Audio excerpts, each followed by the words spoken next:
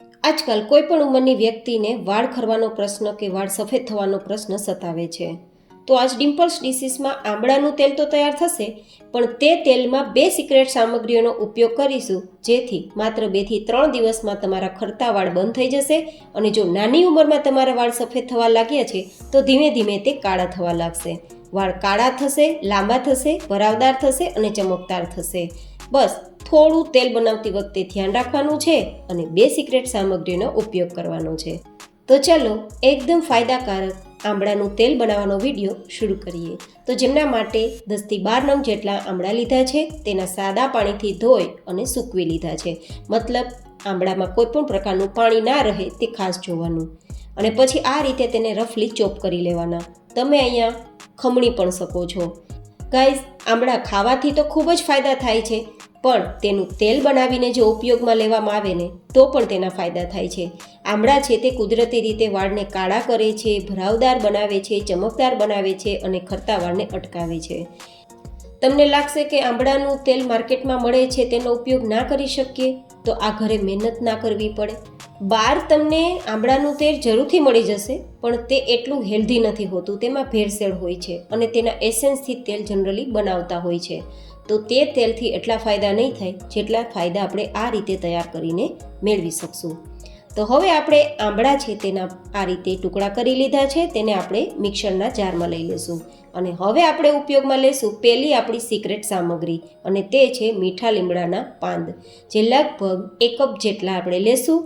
અને આ રીતે દાંડીથી જોઈએ તો 8 થી 10 દાંડી જેટલા મીઠા લીમડાના પત્તા હશે. ગાઈઝ, આપણે જે મીઠા લીમડાના પાંદ લીધા છે ને, તે ખૂબ જ આપણા વાળને હેલ્ધી બનાવશે, સ્મૂધ એન્ડ શાઇન રાખશે અને વાળને તૂટતા અટકાવશે, વાળને ખરતા બંધ કરશે. તો આપણે અહીંયા પહેલી સિક્રેટ સામગ્રી મીઠા લીમડાના પાંદ લીધા છે. હવે આ બંનેને આપણે પાણીના ઉપયોગ વગર પેસ્ટ બનાવવાની છે. આ બંને વસ્તુ ફ્રેશ છે તો આરામથી પીસાઈ જશે. તો આ પેસ્ટને હવે આપણે એક અલગ વાસણમાં લઈ લેશું અને પછી તેમાં આપણે લગભગ 300 ml જેટલું નારિયેળનું તેલ ઉમેરીશું. અહીંયા તમે કોઈ પણ કંપનીનું નારિયેળનું તેલ લઈ શકો છો.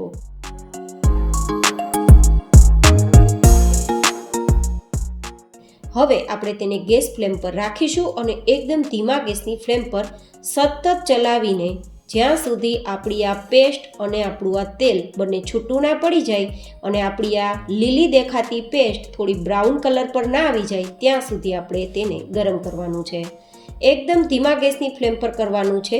માત્ર 10 થી 12 મિનિટમાં તેલ તૈયાર થઈ જશે, તો તમને વધારે સમય પણ નહીં જોઈએ. ગાઈઝ, જનરલી વાળ ખરવાનો પ્રશ્ન આજકાલની જીવનશૈલી પણ છે, ખાણીપીણી પણ છે, અને જે લોકો કેમિકલવાળી મહેંદીનો ઉપયોગ કરે છે ને તે લોકોને તો વાળ ખરવાનો પ્રશ્ન બહુ જ વધી ગયો છે, કારણ કે કેમિકલ છે તે વાળને ડેમેજ કરે છે અને ઘણા ખરા અંશે તો તે તમારા મગજને પણ નુકસાન કરે છે, તમારી આંખોને પણ નુકસાન કરે છે. તો તેવા કેમિકલવાળી મહેંદી કે ડાયથી તમારે બચવું જોઈએ અને આવી કુદરતી વસ્તુઓ અપનાવી અને વાળને તમારે ભરાવદાર, મજબૂત અને કાળા કરવા જોઈએ. તો હવે જેમ જેમ આ ગરમ થશે તેમ તેનો કલર પણ બદલતો જશે અને તેનું ટેક્સચર પણ અલગ આવતું જશે. તો હવે તમે જોઈ શકો છો, થોડી જ વારમાં આપણું તેલનો કલર લીલો આવવા લાગ્યો છે અને જે પેસ્ટ છે તે તેલથી છૂટી પડવા લાગી છે. તેમ છતાં હું તમને ટેક્સચર હજુ બતાવી દઈશ કે ક્યાં સુધી તેને ગરમ કરવાનું. મિનિટોનું કામ છે અને તમને એટલા બધા હેલ્ધી વાળ આપશે કે કદાચ ક્યારેય તમારે પાર્લરમાં સ્મૂધનિંગ કરાવવા માટે કે સ્પા કરાવવા માટે નહીં જવું પડે.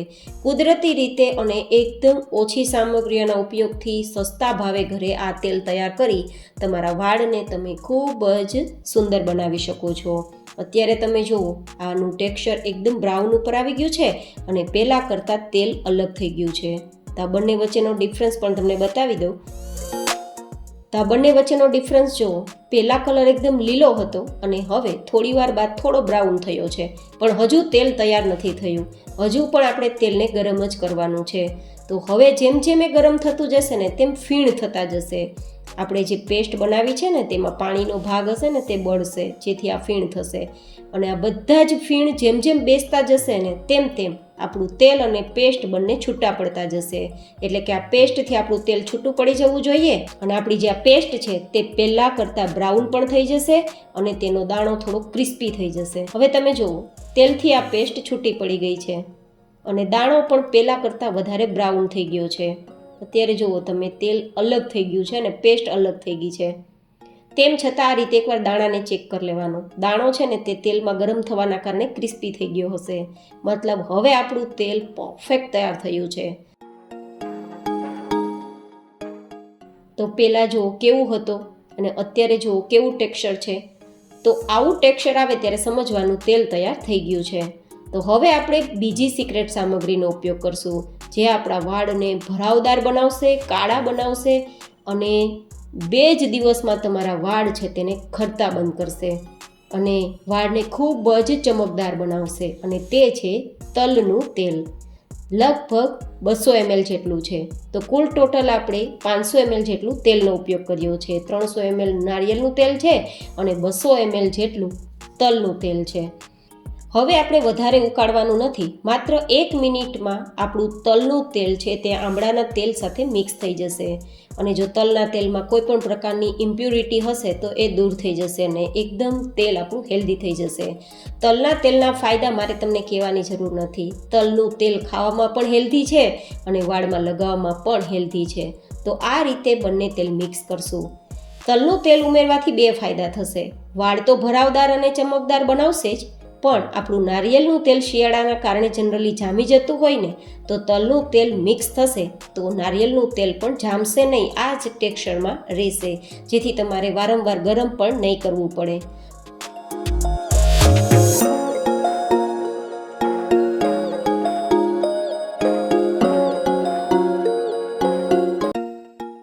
તો આ રીતે 1 મિનિટ આપણે બંને તેલને ગરમ કર્યા છે. તો બંને સિક્રેટ સામગ્રીઓનો ઉપયોગ કરી તૈયાર થયેલ આંબળાનું તેલ નીચે ઉતારી લેશું અને તેને પરફેક્ટ ઠંડુ કરી લેશું. જ્યાં સુધી રૂમ ટેમ્પરેચર પર આપણું તેલ ના આવી જાય ત્યાં સુધી આપણે કોઈ પ્રોસેસ કરવાની નથી.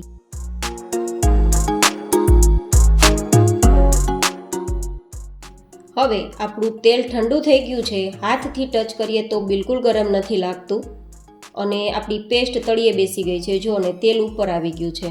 મતલબ તેલ અને પેસ્ટ છૂટું થઈ ગયું છે. તો આ તેલ પરફેક્ટ બન્યું છે તેમ સમજવાનું. આટલું પરફેક્ટ તેલ બન્યું હશે તો જ લાંબા સમય સુધી તમારું તેલ સારું રહેશે, નહીં તો થોડા જ દિવસમાં તેલ ખરાબ થઈ જશે. મેં તમને આજે બધી પ્રોસેસ એટલા જ માટે બતાવી છે કે તમારું તેલ પરફેક્ટ બને, ખરાબ પણ ના થાય અને તેના ફાયદા તમે બરાબર મેળવી શકો.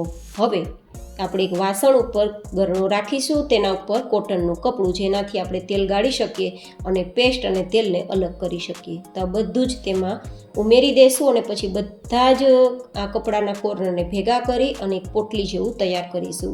જે રીતે પોટલી આ રીતે બનાવતા જશું અને પ્રેસ કરતા જશું તેમ તેલ આપણું ગળાતું જશે. ગાઈઝ, એકવાર આ તેલ ટ્રાય કરજો. મારો ખુદનો એક્સપિરિયન્સ શેર કરું છું કે તૂટતા વાળને ફટાફટ બંધ કરશે. માત્ર 1 થી 2 વાર તમે આ તેલ માથામાં લગાવશો ને ત્યાં જ તમને ખરતા વાળ અટકી જશે, વાળ સફેદ થતાં પણ બંધ થઈ જશે અને ભરાવદાર, લાંબા અને ચમકીલા વાળ તૈયાર થશે. એ મારી તમને ગેરંટી છે. અને બીજું એ કે આ તેલ છે તેને તમારે વીકમાં 2 વાર તો લગાવવાનું જ છે અને લગાવ્યા બાદ 8 થી 10 કલાક જો માથામાં તેલ રાખી શકો તો વધારે સારું, નહીં તો 2 થી 3 કલાક તો વાળમાં તેલ લગાવીને જ રાખવું તો વધારે ફાયદા થશે. તો આ તૈયાર થયેલ તેલને તમે કોઈ પણ પ્રકારની બોટલમાં ભરી અને યુઝ કરી શકો છો. તો તૈયાર છે આંબળાનું એકદમ હેલ્ધી તેલ. હવે જે આ પેસ્ટ વધી છે ને તે પેસ્ટને પણ ફેંકવાની જરૂર નથી. આ પેસ્ટને તમે વાળમાં લગાવી શકો છો, એક ક્રીમ તરીકે, સ્પા તરીકે, અને 2 કલાક માટે રાખી શકો છો. અને 2 કલાક પછી તમે વાળને કોઈ પણ તમે જે શેમ્પૂ યુઝ કરતા હોય તેનાથી વાળને ધોઈ લેવાના. તમારા વાળ એટલા બધા સ્મૂધ એન્ડ સિલ્કી અને ચમકદાર થઈ જશે કે વાત ના પૂછો. એકવાર જરૂરથી ટ્રાય કરજો. આ ટ્રાય કરો તો તમને ફાયદો થયો છે કે નહીં તે પણ મને જરૂર બતાવજો. ફરી મળીશું એક નવી જ એન્ડ હેલ્ધી રેસીપી સાથે. ત્યાં સુધી stay healthy and stay happy.